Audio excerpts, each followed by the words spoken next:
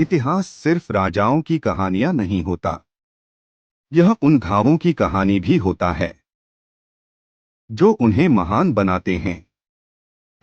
मेवाड़ की धरती ने कई योद्धा देखे, लेकिन एक नाम ऐसा था जिसका शरीर ही उसकी वीरता का इतिहास बन गया। एक आंख खोदी, एक हाथ घायल, शरीर पर 80 से ज्यादा घाव, लेकिन फिर भी वह झुका नहीं। वह था राणा सांगा।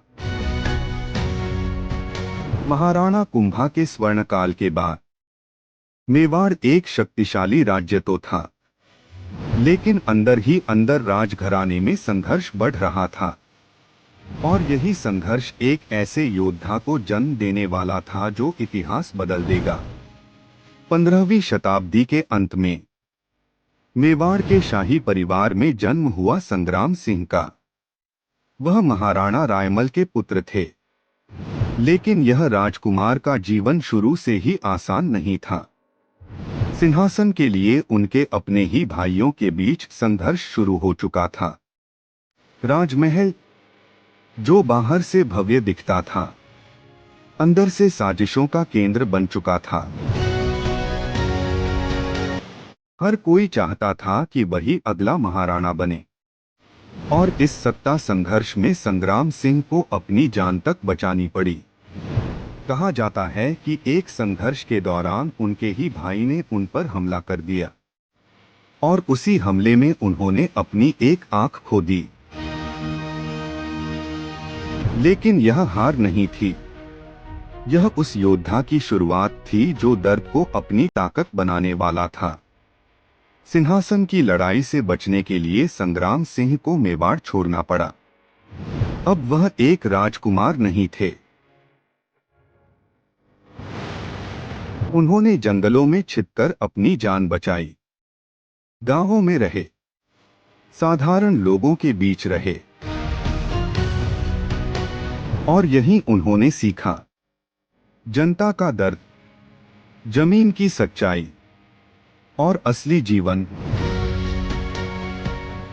यही अनुभव उन्हें बाकी राजाओं से अलग बनाने वाला था।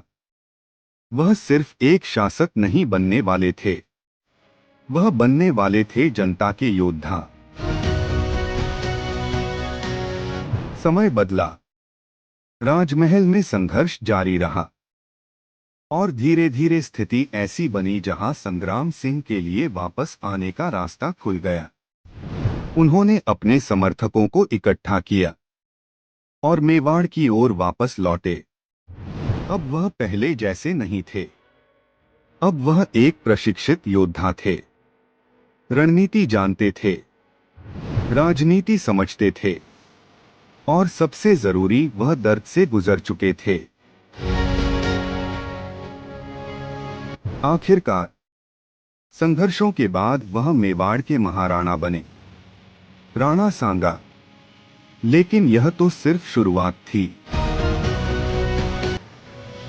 अब उनके सामने था पूरा उत्तर भारत, मालवा, गुजरात, दिल्ली, हर तरफ शक्तिशाली दुश्मन।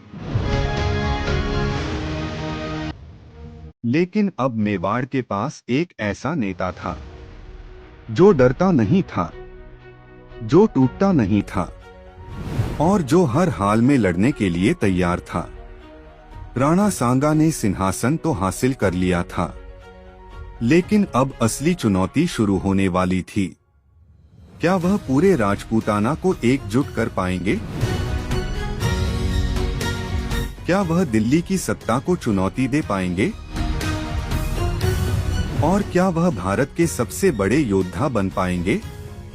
अगले अध्याय में राणा सांगा राजपूत महासंघ का निर्माण।